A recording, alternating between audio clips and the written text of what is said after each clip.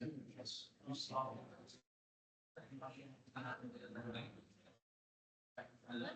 won't stay for this, but I obviously wanted to make sure I set it up.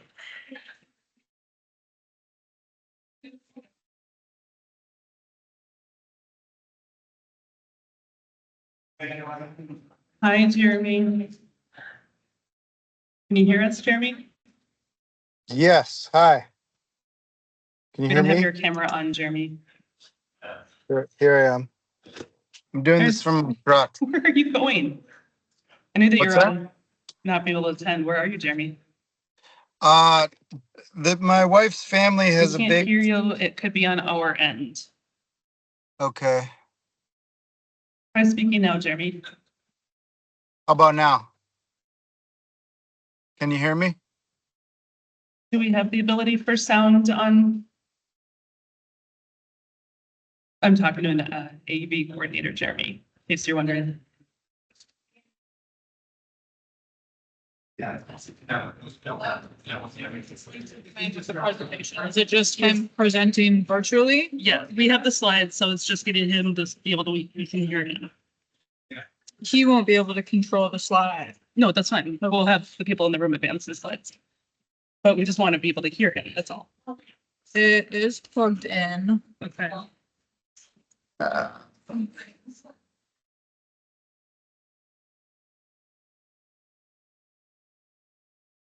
Hi again, Jan. He also won't be able to hear us. We were able to do this yesterday in the auditorium, but that's different because they have different equipment. Okay, so do we do what I did yesterday morning, which is cell phone? Oh, that's just transcription. Oh, you can hear us, Jeremy? I can hear you. Okay, we can't hear you. I mean, maybe we could if it wasn't noisy here, but It would be going into, the speakers. yeah. Okay.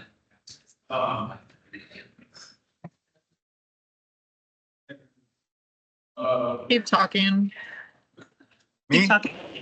Testing. Loud Can you hear and, me now? yes, loud and clear. Okay, good. Louder than we needed to. But that's not on you. You want you to still talk. Yeah. Keep talking, Jeremy, so we can get the right sound. Just give us a monologue of where you're going. I am in Hackensack, Minnesota, and I just pulled over where I have a clear view of the cell phone tower. Yeah, awesome.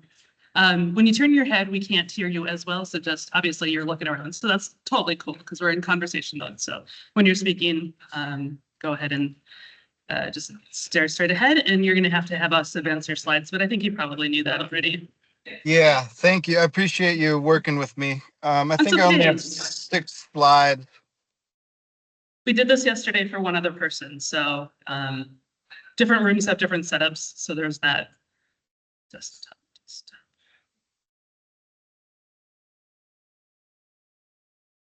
8-year-old computers. Each one's different.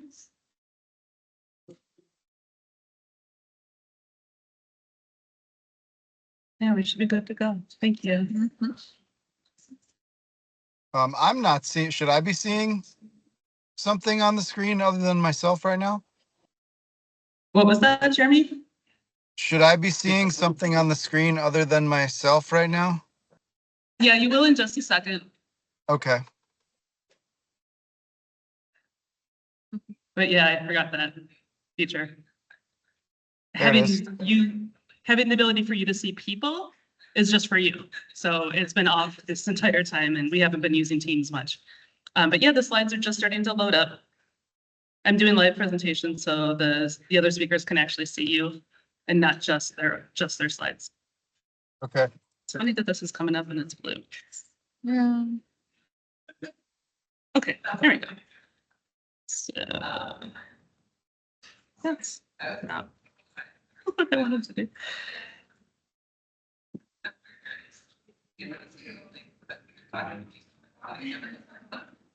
So you're gonna see this.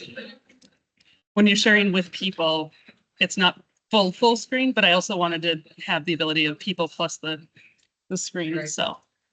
Sound good? Okay. Jeremy, I'm headed off to a different session. I know you do good work and so happy that I ran into you last week and you're gonna have a great session with 2 other really amazing people. Cool. Thank you. Bye, Jeremy. Bye. Thank you. Okay.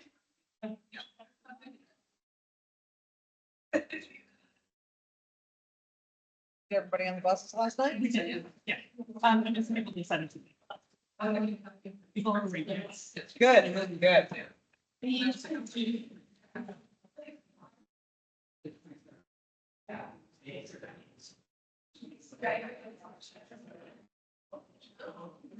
That's not horrible, is that? Cobain's.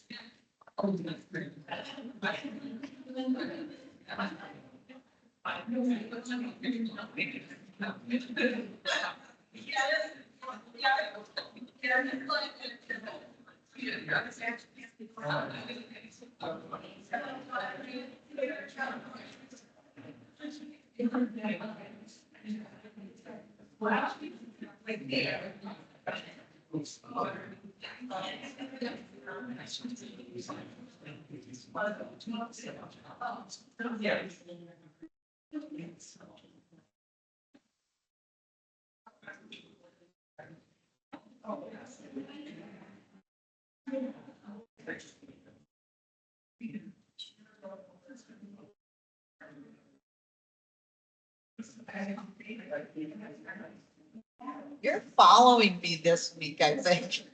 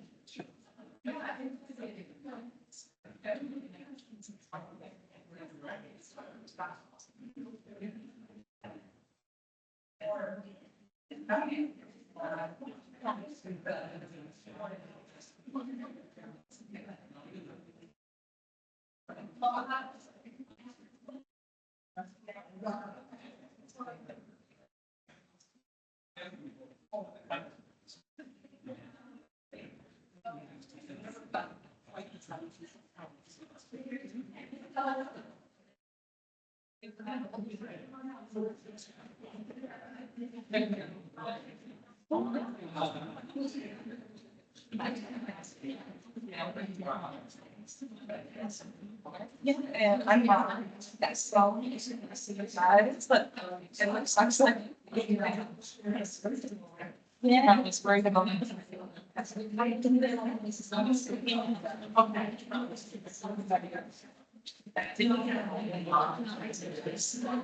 So you have it all to Yeah, yes. That's the problem.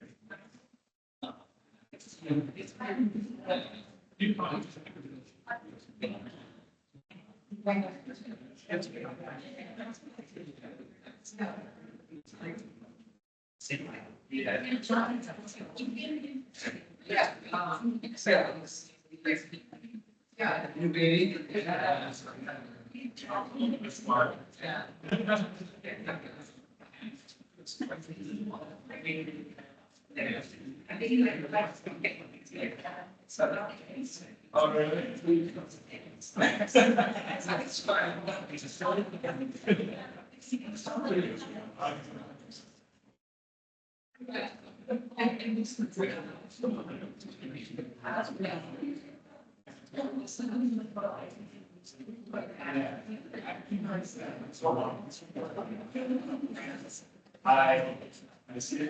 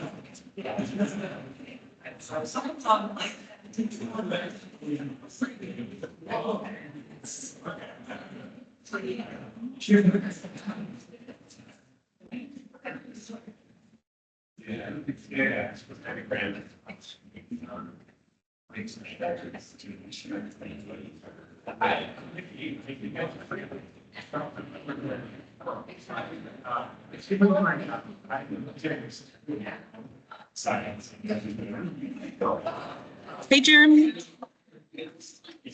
Good morning, everyone. Welcome to Beams, Dreams, and Secondhand Scenes, Salvage, Reuse, and Preservation across Minnesota. Today, we have some great Minnesota leaders in reuse that will be talking about their organizations and programs. We have Rita Cole from Dodge County Environmental Services, who's their waste management administrator.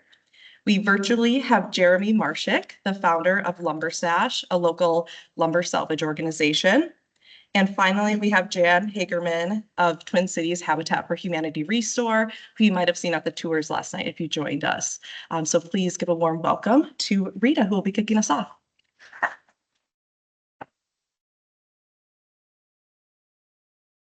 Hi, everyone. Thanks for having me. I was one of the fortunate ones to be picked to be here today. So I'm here to share with you. I'm Rita Cole from Dodge County. We are southeastern Minnesota. We're about 20 miles away from Rochester, Minnesota, if anybody knows where that's at. I've been with the county for 17 years, and a reuse store has always been a dream of mine. And you'll learn how it kind of has come to fruition now a little bit. So it's called Dodge County Renovation Reuse. We are south of our transfer station building. I'm the waste management administrator, so I deal with the transfer station recycling center. So we have the transfer station and recycling center are on 240th Avenue, and we have buffer land that is around our MSW landfill and demo landfill, which are both closed.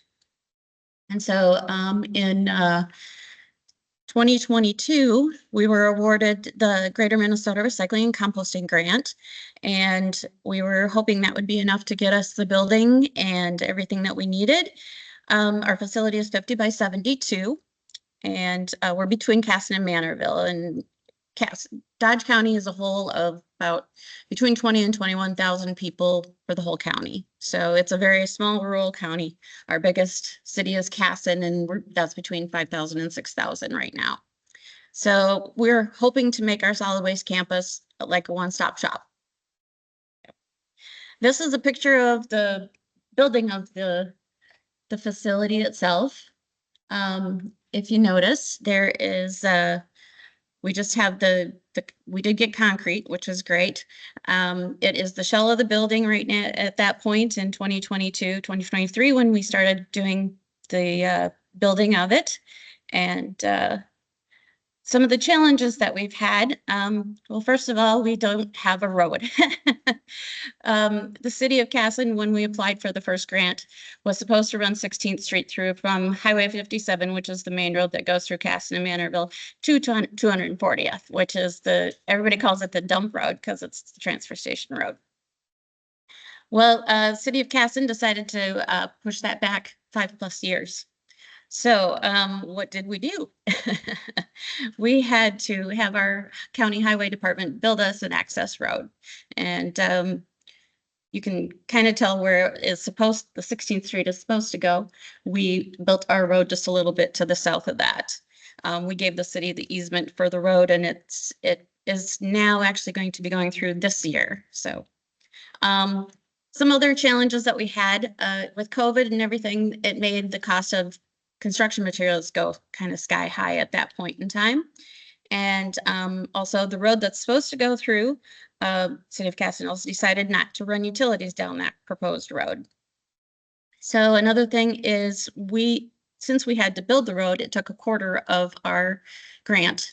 So we were only able to do the shell of the building, we got lighting, and we got a concrete floor and a little bit of signage and no staff. So with that, Minnesota, we have a little bit of extreme weather, both hot and cold. This is the view from the 240th Avenue, which is that green space in the middle there is where the road is going through. So, and that gravel road is what our highway department did for us. So, like I mentioned, extreme weather days. These are 5 of our Lions Club members. Minnesota, each one of our cities has a Lions Club. RKM Lions Club members have been very, very supportive of us. And so they helped us out. Our second sale, we got enough. Okay, we started June building. We started accepting materials August of 2023. Our first sale was November 18th of 2023. So we just could have pop-up sales at that time because we didn't have a staff. So it was me and other coworkers from the Environmental Services Department. So our second sale was January 20th, which was -4 outside and -4 inside. So we had a sale from 8 until noon that day. And our faithful diehard Casa Manorville Lions Club members helped us out that day. If you see in the background, my husband and I are ice fishermen. So we like to go out ice fishing, and that blue thing is a clamshell ice house. And we had a buddy heater inside there, and we had a lot of toe warmers and hand warmers for everyone. And then, of course, also with the summer, we have 80 and 90 degrees days that it's also kind of warm in that building also. We are lucky that the concrete keeps it a little cooler.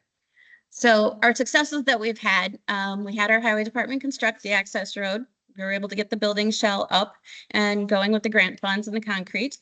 We have a couple of great partnerships, which I'll talk a little bit more about later. August of 2023, like I said, we decided to open up for drop-offs. One funny thing, if anybody knows John Schrader from Minnesota Materials Exchange, he told us that the Fairview Hospital in the Twin Cities here was closed, and that they had a lot of items that you could just come and pick up for free. So my boss and I, we rented a U-Haul trailer, or actually a U-Haul van, the biggest one we could find, which was a 26-foot, which neither one of us had driven before, and much less driving in the cities. We came to the cities and picked up a load of stuff to help us out to help us get started on our building our materials for sale. So we started our regular drop-offs and everything in September, and we, with the funds from the sales, we were able to pour some concrete in the front of the building for a little easier access. Casson Lions Club, like I said, have been a huge help for us. They've been with us for every sale that we've had. And we will be a part of the Reuse Minnesota Fix-It clinics and swap meets that they got a grant for this year. So that is another thing that we'll be starting. Another great thing is we have had great community support. Everybody's been very welcoming, and I'm very happy that we have the facility available. This is our yes list and our no list of what we accept and what we don't accept. And you can kind of see we accept a few things that Habitat for Humanity doesn't, and that's one of our partnerships, and I'll talk about that, like I said, a little bit later. These are some of the items that we've collected. We do accept exercise equipment. How we try and advertise, if anybody's wanting to get into starting something with reuse, We've done advertising in our local newspaper. We only have one in the whole county. I send it to the churches for the bulletins. We put it in convenience stores, bulletin boards, flyers and brochures at our transfer station. We do a lot on Facebook. We've actually now got over 1,000 followers on our Facebook page. The Dodge County website. We are starting a website just for the Dodge County renovation reuse, so that'll be coming. And then future plans for radio ads, which actually that has come to with the help of the second grant that we got to help finish the building, which I'll talk about here shortly too. For pricing, we look at the condition of the items and the comparisons online. We also try to price for the community because our community is very small. And sometimes what things will sell in our building or what doesn't sell in our building may sell for the restore in Rochester. And that is part of our donation kind of partnership there. Our numbers as of, these are old numbers. It should have been 7-11. But those are the old numbers. With our first grant, we were able to close and submit our final report and invoice everybody, the MPCA for 10 months early because we had enough data to show. We track the number of items, the weight of diversion from landfill and waste to energy, which is our main goal. Everything we take in is the reason we're doing this is to divert things from the landfill and from waste to energy. Rochester Restore, the Two Rivers Habitat for Humanity. They service Dodge County, Olmsted County, Steele County, Wabasha, and Waseca. And we have a donation partnership with them. And they come to our building one time a month and they just ask, what do you want us to take? Because like I said, some things would sell in the Rochester area because they're 120 to 150,000 people just in Rochester. Where with us, it's only like 21,000 for the whole county. So acceptable items that are donated to us, yeah, they may not go in our community. So we send it over there to them and they will sell it over there. We just donate it to them. In return, they refer donors to our facility because we accept partial boxes of items where they only accept full boxes. We also accept exercise equipment, which is something that they don't. Their funding, of course, helps to go build and repair homes for families in need. Furnishing Hope is another partnership that we have. If anybody has heard of bridging, that is a thing in the Twin Cities. I think they have 3 locations where they take in items and they turn around, and if somebody has been referred to them by a social worker, they can go into bridging and they make an appointment and they can pick out everything for their household. They have to have a place to live, either an apartment or a house, and they can go in and they can get their mattresses, their dressers, their dining room tables, their couches, everything, all for free. Except for maybe a delivery charge. And that's kind of the way that Furnishing Hope does it also. They have to be referred by a social worker. And they don't take as many items. They don't take the kitchenware items like bridging does, but they will take the beds and the sofas and the dining room tables and the dining room chairs. And that's a totally volunteer run by 2 gentlemen who started that. Tips if you're looking to do a reuse facility, find a great location. And if it's different than your solid waste facility, for us, ours is run by county, which is kind of different. I know a lot of people, people sometimes have a bad feeling about government. So they don't always like to donate to their government. And we are not a 501c3. We are not a nonprofit. What we're looking for is we just want to be sustainable. We only want to take in what we need to in order to keep the building going and to be able to pay for our staff. Yeah. This is actually an old. All right. The other thing is, like I said, we're not a 501c3, so we can take donations. We don't give out the receipts. There is a statute that I have read that it's under 170C1 that you can donate to your government and still be able to write it off. We were able to, we actually got a second grant. I'm not, this slide, this PowerPoint is not my PowerPoint that I think I sent. But anyway, so it doesn't show that we got a second grant to finish the building. So we have insulation, sheeting, heating, cooling, and ceiling fans and a garage door opener. And we were able to pay for the electrical for all of that and do some education and advertising and things like that. So we have had radio ads for July and August advertising our building. We've also been able to advertise that we had our first Fix-It clinic. I have a swap meet on Saturday from 9 to noon, so that'll be interesting. It's a sporting goods swap meet, so you can just bring in items for free and pick up items for free. We're hoping that that will catch on in our area. We're doing this all with the help of Reuse Minnesota. They helped us out with our first Fix-It clinic, and I think it was a success. We needed more items to keep our vendors busy, but our fixers definitely stayed busy, and we had a gentleman there with bikes who was able to fix bikes, and we fixed 3 of those. We were also fortunate enough to have Off 90, which is a local TV show, like a PBS show, that happened to wanted to do a story on the Fix-It clinics, so they happened to come to ours, which was great. So we got a little more information there out and to the people. We are looking at, I guess, our mission is to provide the means to our community to renew, restore, and reuse materials in everyday lives at an affordable price. We price things so that we do very low pricing because we want things to come in and we want things to go out. We don't want it to sit there.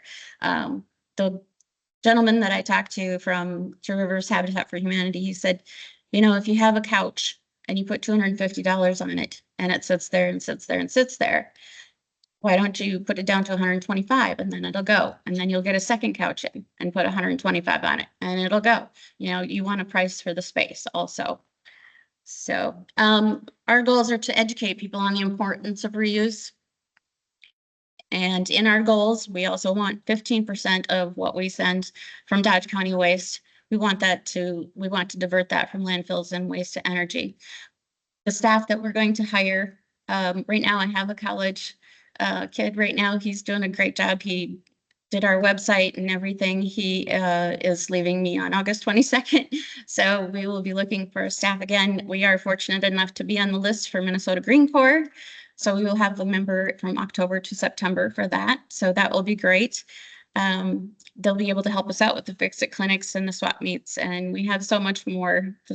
This job entails so much more than what it looks like on the outside. So it's not just the customer service and talking to people and selling things and bringing things in.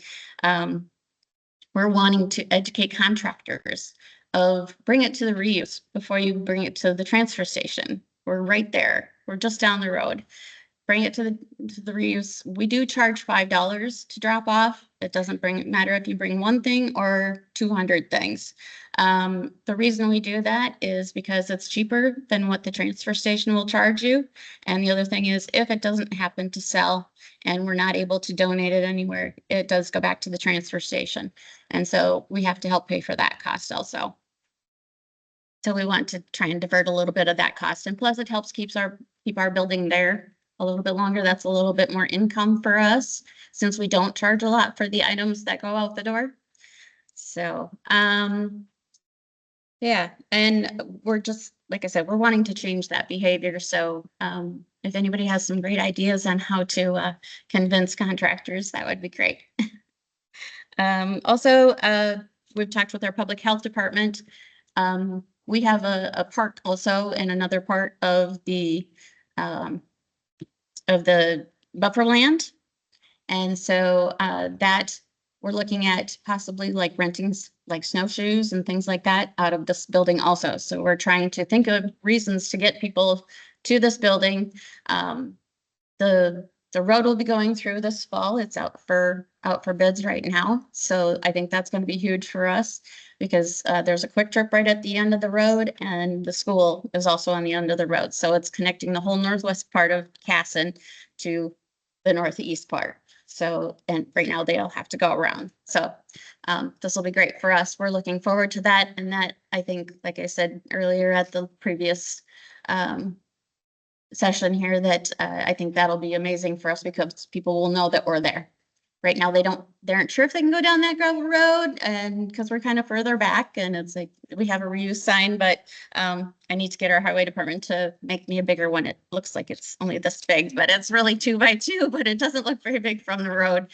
So, and that's it. If you have any questions later, let me know. Thank you. And I believe Jeremy is next. Nope, Habitat. That Yeah. looks like the resource next. Okay. Here you go. Welcome, everyone. If my name is Jan Hagerman, I am manager of the New Brighton Twin Cities Habitat for Humanity Restore. Did any of you come to our tour last night? Hope you enjoyed yourself. That was the Minneapolis store. It is the smaller of our 2 stores at the moment. We have a new store opening in Brooklyn Park in the fall that'll be about the same size as, you want me here? Yeah. This- So, who is from here? So, most of you, so how many of you know this?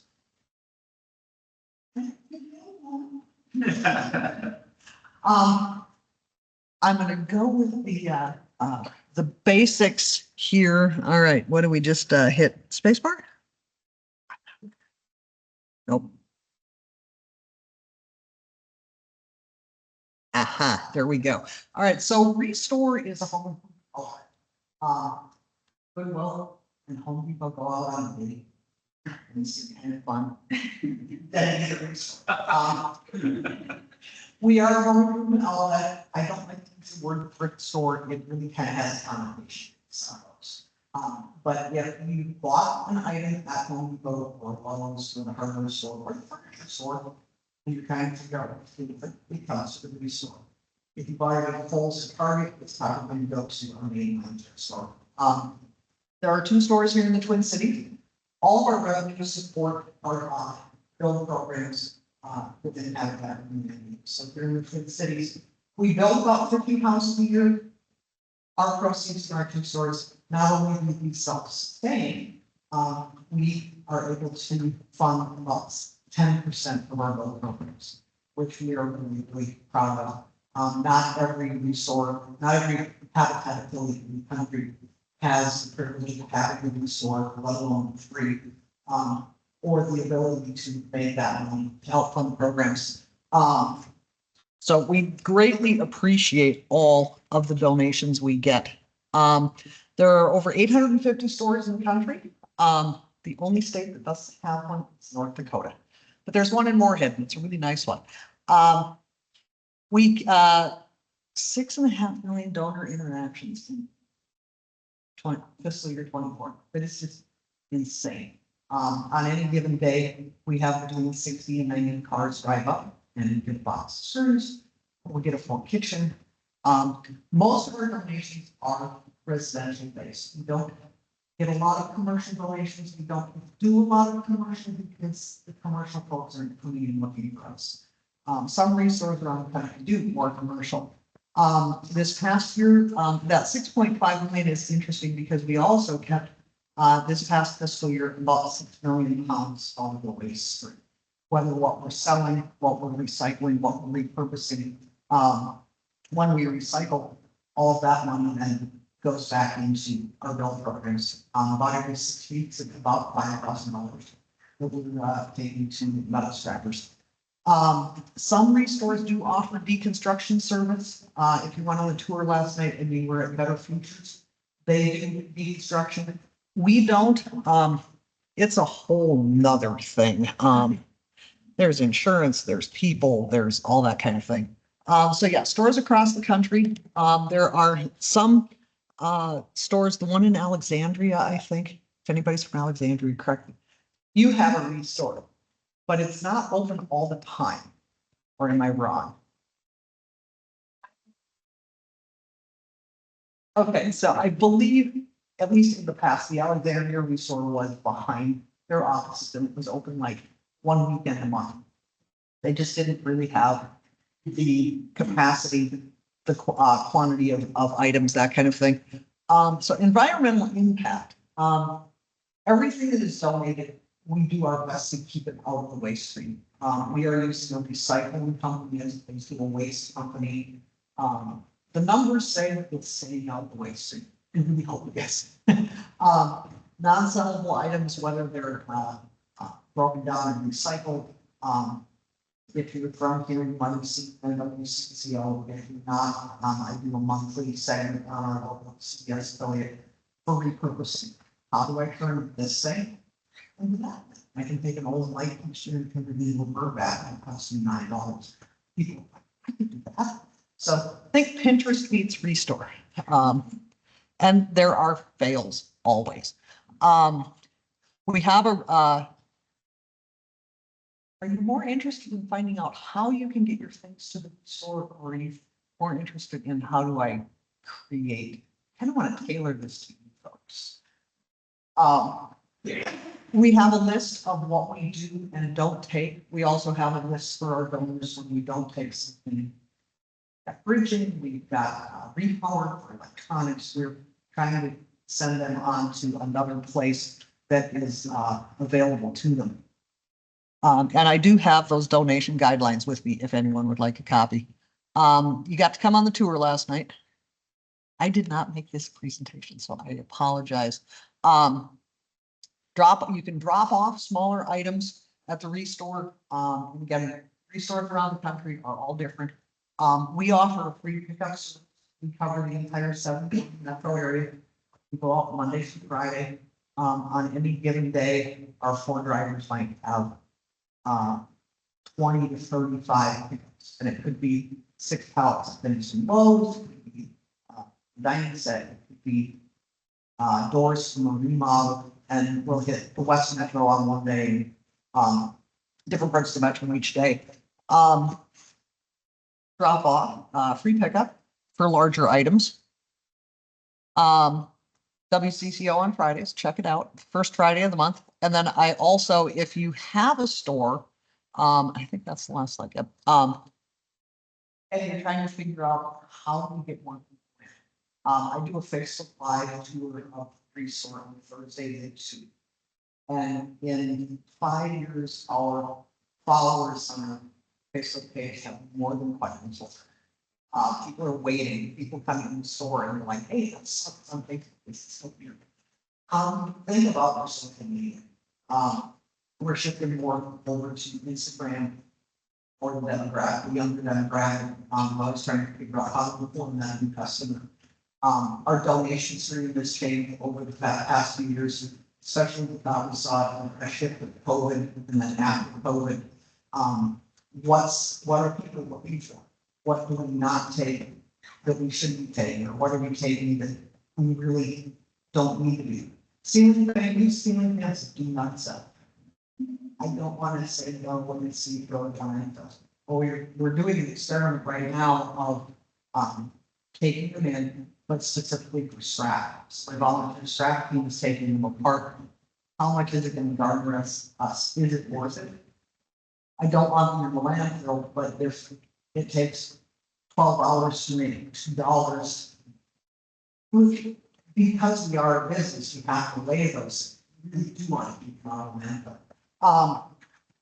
That's the basics of the research. I'm gonna let Jeremy do this presentation. I know we've got time at the end for questions, so talk about it when you got it.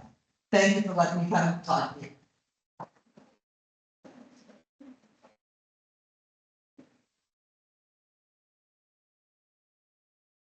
Hey, Jeremy, Hey. you want to do a sound check? Okay, that sounds great. Are you able to advance your own slides, or do you want, oops. I don't think I can. If you don't Okay, mind to hit great. the buttons for me. You can hear me? Just tell me. Everyone can hear good? Okay. Thanks for having me. I apologize. I'm not there. It is family week at my in-laws, with my in-laws family up north in beautiful Hackensack, Minnesota on 10 Mile Lake. Some family members came from as far as California and Alaska. So we uh, really enjoy this week and spend a lot of time together. Um, Thanks for having me. Thanks for being involved in reuse and interested in reuse. This photo here is a photo I took. It's the border route trail in the Boundary Waters, looking down at Mountain Lake, and that's Canada on the left shore and Minnesota on the right shore. And I just think that's so beautiful. I've been sort of using that on our website, and in a lot of other places. It made me wonder, nature is why I'm in. Can you hear me? Yep. Yep. I'm gonna turn the volume down a titch. Okay. How about now? Testing. Is that better for folks? Can all hear? Okay, great. Okay, sorry about that. No, So, so nature is why I got into this. I really enjoy nature. It makes me feel good to save things from nature, and I wonder if that's why many of us are here. I don't know, maybe helping low income people would be a close second. I think it's a crazy world. We can order just about anything we want to the door. You just click it. It's cheap and easy to get anything. Something breaks, just go online and get a new thing delivered to your door. That might be one of the reasons we're throwing away so much, is because it's so easy to get that new stuff sent to your door. And we forget that everything, one way or another, comes from nature. Even those new things that the marketers claim to be eco-friendly, that makes air and water pollution to manufacture and ship to your door. And I worry that a lot of that stuff is never even going to offset its own manufacturing and shipping.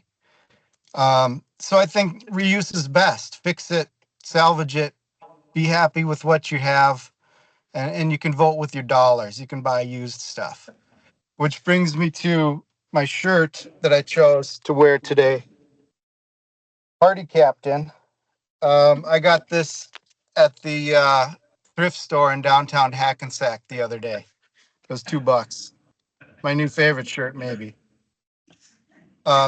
If you can you go to the next slide?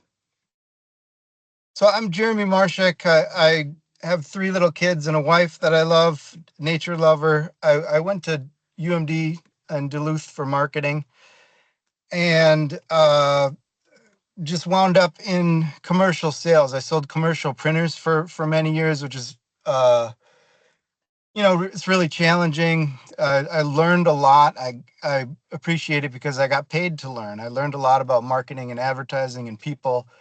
After a while, I just got really burnt out. I don't have any regrets. I mentioned, except for the stone on my veggie garden that I like at home. My dad had this great idea. The family farm was getting rid of their silo, and that when those come down, there's like thousands of perfectly rectangle concrete pieces. And he said we should have used that. And I chose the expensive stone. And I still look at it and I wish I used the silo from our family farm. But that's the thing. There's a lot of silos coming down. They're great for landscaping. So there was about 6 years ago, I was sick of my job, it was not fulfilling. I was burned out and depressed. There's a while it felt like rock bottom. Um, my wife is a nurse, and I thought it was so cool that she got to go to work every day and help people. Like, she was going to work and doing something good every day, where I was just going to an office and trying to sell printers, and it doesn't really matter what printer people buy. I just wasn't getting any fulfillment out of that. So I quit without a plan, and had to figure out what I was going to do to earn money. And I knew it was not going to be sales in an office.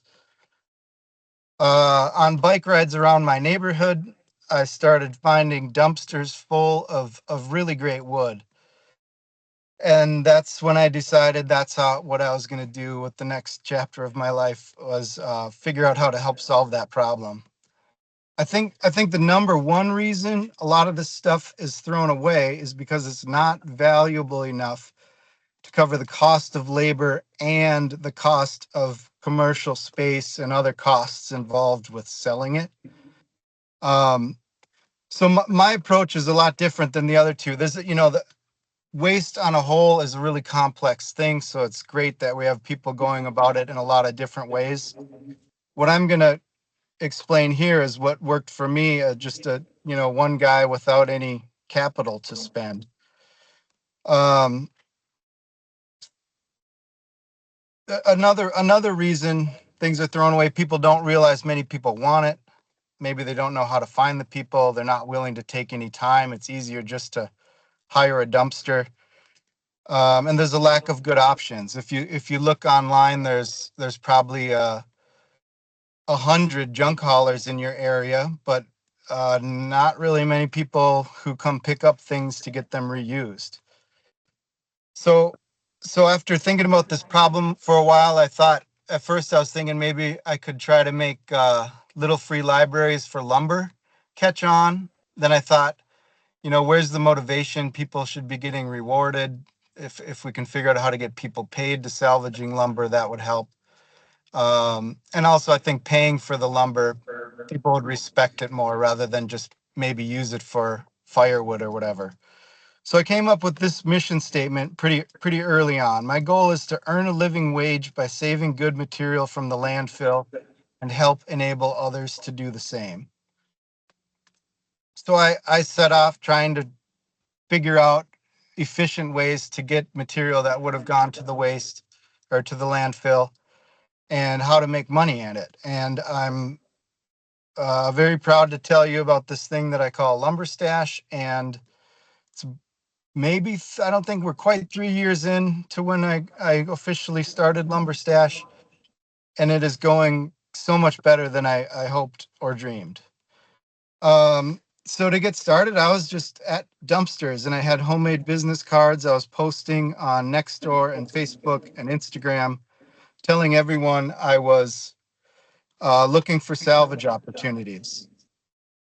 I didn't have any extra money to spend, so I was using my cargo bike, my SUV, an old trailer that my dad made, basic tools, my garage, and it's pretty similar to what I'm doing now. I have a older truck. It's a 1-ton with a lumber rack now. And I think a key to this is just being very lean, not have a lot of overhead.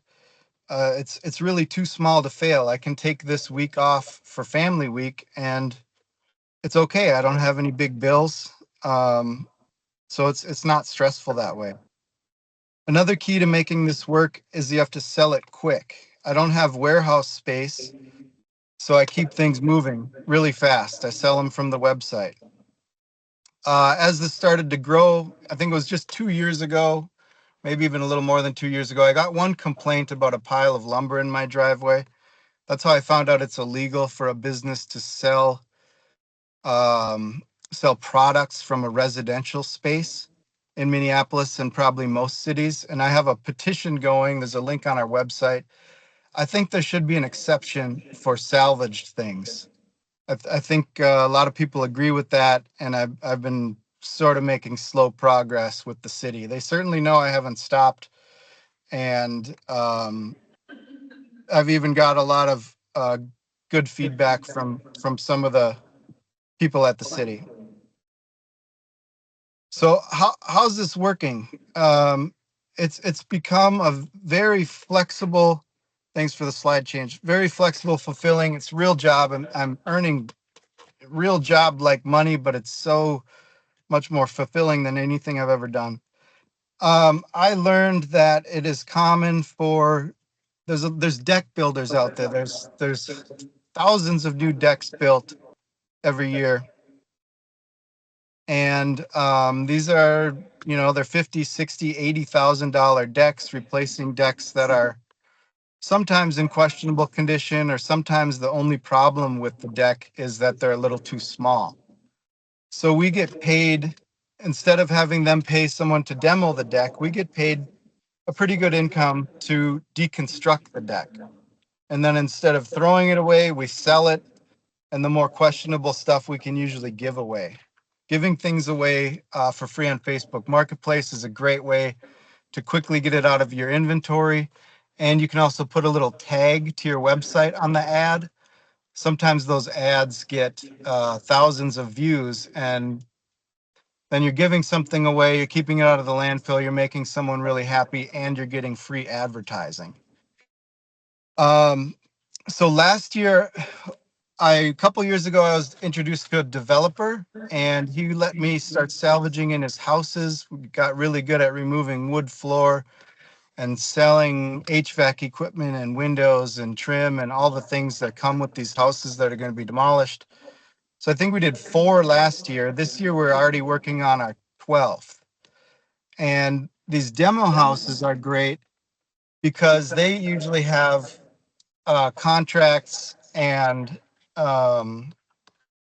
permits with the city and things they have to take care of. So we often get like 3 or 4 months access to these houses, so we can advertise all the stuff. First thing we do is start advertising it, then we sell it as we remove it. We even use the demo houses as storage for things that we get from other sites. Like if a deck doesn't sell right away, I can haul it to one of the garages at the demo house where we're working.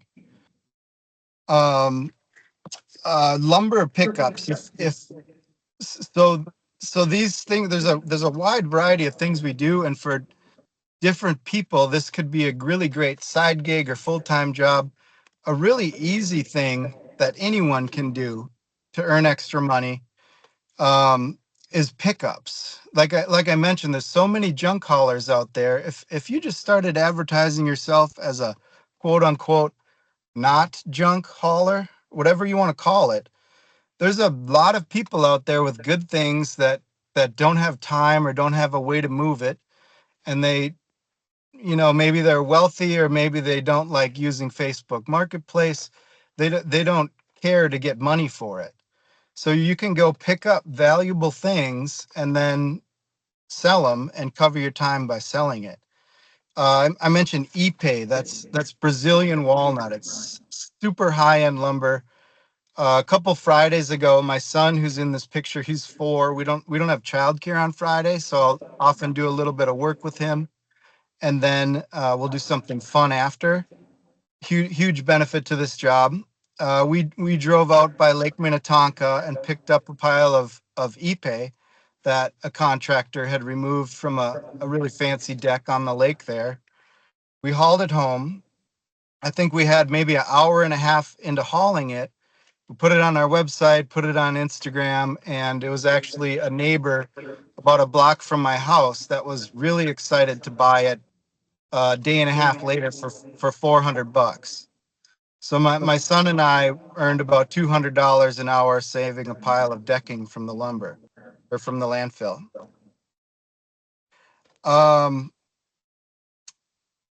So another way we're getting a lot of work, we have a growing list of contractors. White Crane's a big one in town.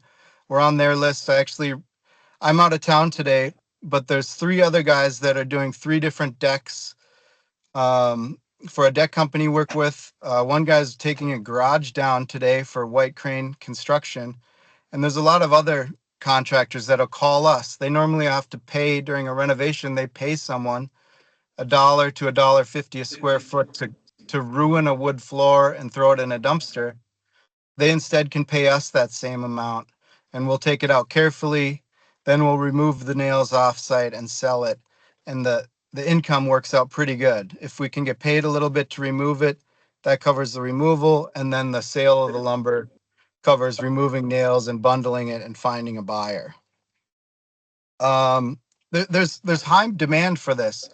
So I mentioned it's all started with Facebook Marketplace, and I was putting a link to every ad to our website. And on the website, we have a place where people can enter their email address for inventory updates.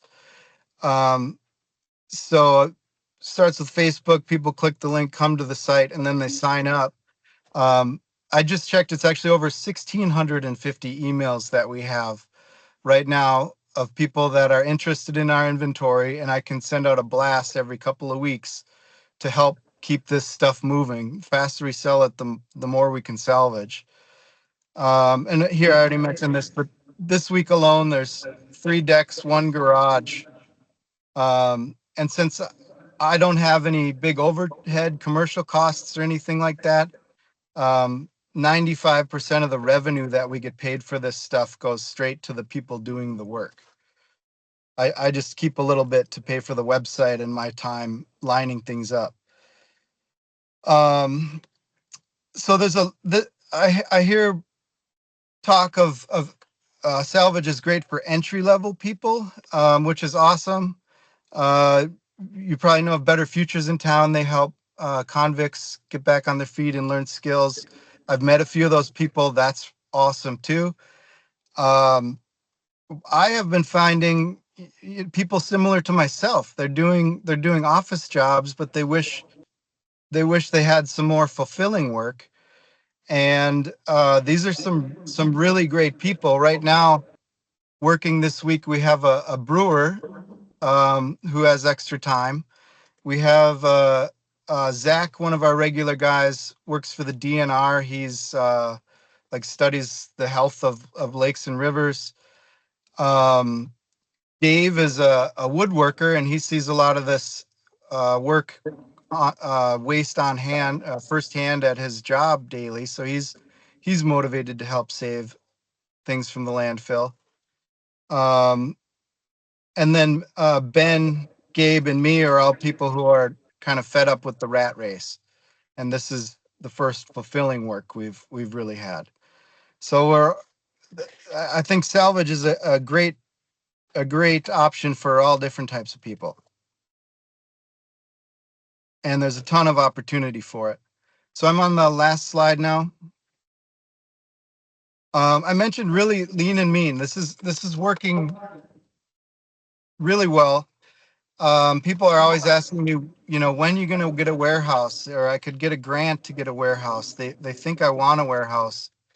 And for what we're doing, I don't think that's the right move. My goal is to show anybody out there who's got basic tools and a truck or a trailer how to earn good money on the side, or even do a full-time job at this. And if we add a warehouse into the mix, that's just not what I'm going for. I think that would actually make it harder. So even if a warehouse was free, I think it add costs, because we're doing a great job selling so quickly. It goes direct from the site. The warehouse would be a third place we'd have to haul it to. It'd add emissions, travel time, and add more unloading and loading. Then either I'd have to go there for every sale, or I'd have to hire someone to sit there and wait for customers. I think a warehouse would require us to increase prices, which would slow down sales. And it's kind of funny, but I think actually a warehouse would lead to us needing a bigger warehouse, because we'd have more and more inventory that'd sell slower. And then add stress. I'm fleeing a whole rat race thing that was very stressful. This is fulfilling, and I am not stressed out. I don't want a big payment to worry about. And I don't think anybody should have to do that. If you can make this work without a warehouse, I think that's the way to go. So how's this going to grow? I'm sharing online our Instagram and Facebook accounts. I feel lucky are getting what I consider a lot of attention. Almost all of our new work is coming from people that see us there. And I feel like I'm living proof that with a $18,000 truck and, I don't know, maybe $1,000 worth of tools, you can make a good living salvaging things and saving them from the landfill. That's flexible and fulfilling. And I'm working on showing other people how to do that. We're also connecting people with opportunities. I'm getting swamped with way too many opportunities for me. So we're connecting people with opportunities where they earn money, and we're just putting things out there for people to go pick up for free that we don't have time for. Just the other day while I was up here in Hackensack, uh, someone was asking about their demo house. It had some pretty woodwork in it. It's south of Rochester, pretty far from all our people. I just posted it on a story to our Instagram, and another salvage company that was like 20 minutes from this house saw it, and they went over there that same day and salvaged the stuff. So it makes me feel good to just help make the connections to keep this stuff out of the landfill. Uh, we're also working with contractors. Like I mentioned earlier, instead of paying for demo, why don't you pay someone to salvage it? I think it was Rita earlier. That asked, how do you get contractors to start um, recycling things? One thing we've been doing, we take a picture of them, maybe get their truck in there and their logo, or tag their Instagram account and thank them on your social media. That works like advertising for them. It makes them feel good. Other contractors will see that, and I think that is one really good way to get more contractors coming in. It's worked for us a few times. Another good way to make this legal, or make it grow, I think we should make it legal to sell salvage materials from residential properties. You know, it's got to be within reason. My house is really tidy. If you don't like native plants, you might not like the really tall native plants we have everywhere. Other than that, our house is super tidy, and the neighbors come walk over and buy things. Most of the time now, I'm delivering or selling from the demo sites. I still occasionally sell from home, and my neighbors love it. So this can be done in a way that's not disruptive to the community. And as we all know, every pound we keep out of the landfill is good for everybody. So thanks for your time. Open to questions. That's the end of the slides.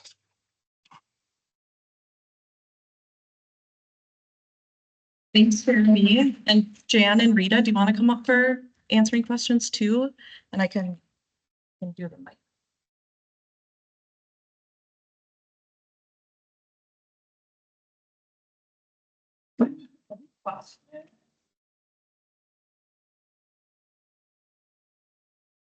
I don't know if you have the ability to see your audience or not. You're like the third person at this conference to talk about this model, this really light touch model of non-kind warehouse. I'm one of those people, and my question is not to be the bummer or the killjoy, is how do you handle the legal aspects with respect to workers' compensation, liability, and insurance? I know most of the GCs that have me on site want to be fully insured. And it looks like you're kind of doing this in a gig economy kind of way.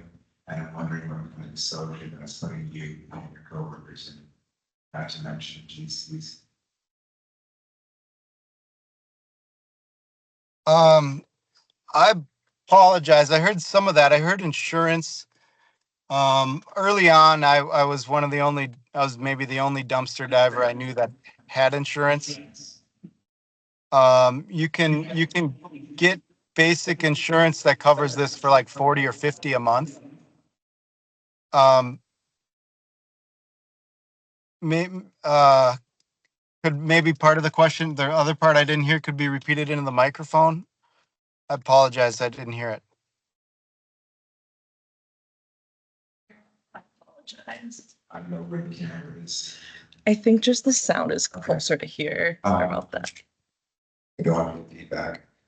So the question is, how are you protecting you and your family if you're not carrying liability insurance for all of your workers and workers' comp and that sort of thing? Or maybe you are, you didn't talk about it.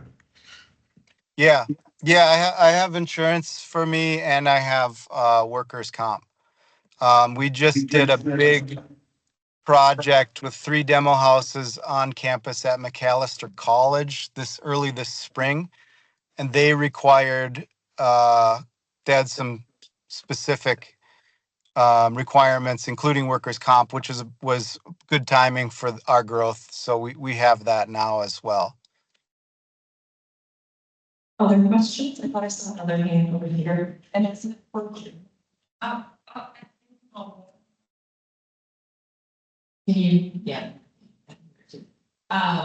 What I'm trying to do is create a city government to donation process. So I might have misheard, but you mentioned something about a possible ordinance that allows private residents to donate to the government. Yeah, they can actually, they can donate to the government. It's the matter of if it's tax deductible or not for them. Because if you donate to a 501c3, then it's automatically tax deductible. There is, I believe it's the 170C1. Yeah, check that out. And that allows people to donate to their government. So, yeah.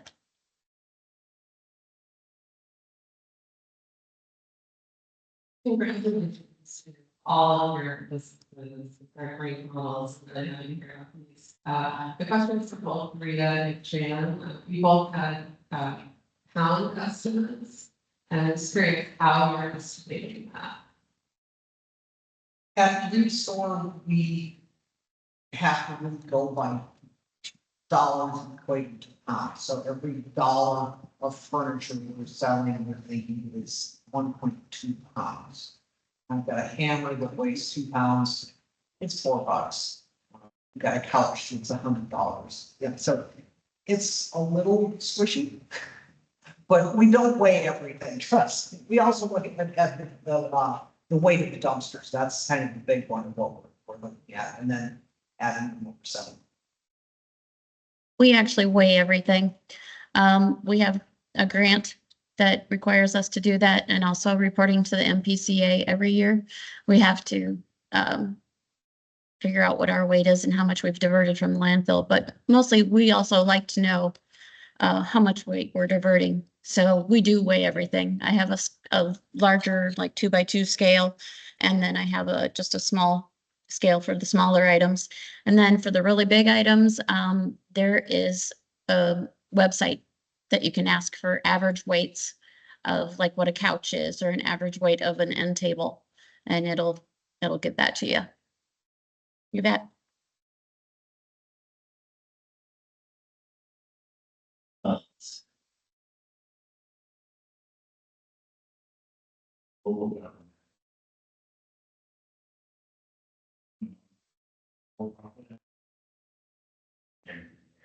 Needs to make sure that soil, we actually partner with Habitat so that people can donate.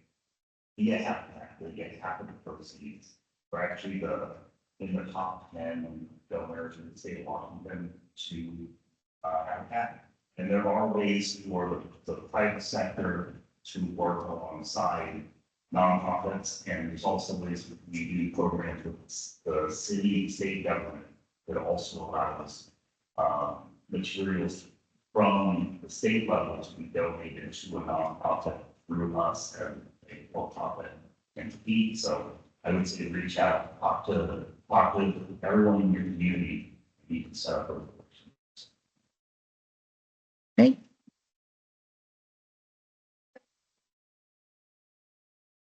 Can you speak to sort of the process that happened before you implemented the warehouse, like community getting together and got that going? Because I'm trying to convince people that this is a big shout. It was basically me and our environmental services department. Like I said, it's always been something that I've always wanted to do. So I have looked into it, and I was finally able to. I knew that this road was supposed to be going through. Unfortunately, it didn't happen. But at that point, we had already gotten the grant. From the time we applied for the grant, they had told us that the road was going through. By the time we actually signed the grant agreement, it was not going through. So that was kind of my thing as to, okay, now I'm gonna have an actual place where I can put it, because the buffer land around our landfills is someplace that nobody can build for like residential. It has to be something that's related to solid waste. So that was a great place for us to do that because it's in our buffer land, and we gave the city that easement. So when I knew that the road was supposed to go through, that was like, okay, this is my chance. So we applied for the grant through MPCA and got the Greater Minnesota grant first, and then ended up getting the second statewide sustainability and materials management grant to help us finish the building, just because we had to build our own road. So. Awesome, thanks so much for the question, thank you, speakers. Thank you very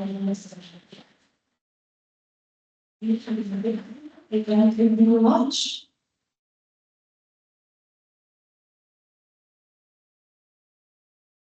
Thanks, Jeremy. That was great. I believe this is recording, so we will pass it on to you. And I took some photos of the crowd that I'll share with you. Enjoy the rest of your vacation. Thanks so much. Yeah. Oh my gosh, no worries. You're just leave. Gotta get